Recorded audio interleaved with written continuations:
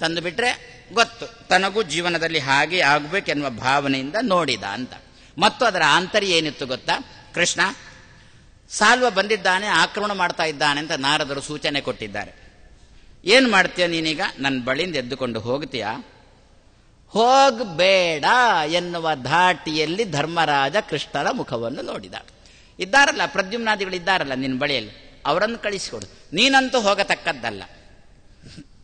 ಕೃಷ್ಣ ಕೇಳಿಯಾನು, ಅಲ್ಲಯ್ಯ ನನ್ನ ಮನೆಗೆ ಬೆಂಕಿ ಬೀಳ್ತಾ ಉಂಟು, ನಾನು ಹೋಗಬಾರದು ಅಂತ ನೀನು ಹೇಳ್ತೀಯ, ಯಾವ ಬಾಯಲ್ಲಿ ಹೇಳ್ತೀಯಪ್ಪ ನೀನು ಅಂತ ಕೃಷ್ಣ ಕೇಳಬಹುದು. ಅದಕ್ಕೆ ಹೇಳಿದ್ದು ಆಚಾರ್ಯ ಮಧ್ವರು, ಮುಖ ಶೀತಾಂಶು ಮಂಡಲಂ, ಮುಖವೆಂಬ ಚಂದ್ರಮಂಡಲವನ್ನು ಧರ್ಮರಾಜ ನೋಡಿದ. ಏನರ್ಥ? ಯಾರು ಆಕ್ರಮಣ ಮಾಡಿದ್ರು ಕೂಡ ಕೃಷ್ಣನ ಮುಖದಲ್ಲಿ ವ್ಯಗ್ರತೆ ಇಲ್ಲ. ಏನ್ ಜನಕರಾಜನಂತೆ ಗೋಡೆ ಬಿತ್ತ ಜಗಲಿ ಮೇಲೆ, ನನಗೆ ಏನೂ ಆಗಿಲ್ಲ ಅನ್ನತಕ್ಕಂಥ ಭಾವನೆ ಅಲ್ವೋ ಕೃಷ್ಣ. ಆದ್ದರಿಂದ ಯಾಕೆ ಹೋಗ್ತೀಯ ನೀನು? ಹೋಗಬೇಡ, ನನ್ನ ಬಳಿ ಇರು ಎನ್ನತಕ್ಕಂಥ ದೃಷ್ಟಿಯಲ್ಲಿ ಧರ್ಮರಾಜ ಕೃಷ್ಣನ ಮುಖವನ್ನು ನೋಡಿದ. ಪ್ರದ್ಯುಮ್ನಾದಿಗಳನ್ನು ಕಳಿಸಿಕೊಟ್ಟ ಮೇಲೆ ಕೃಷ್ಣ ಚಡಪಡಿಸುವವನಂತೆ ತೋರಿಸಿಕೊಟ್ಟ.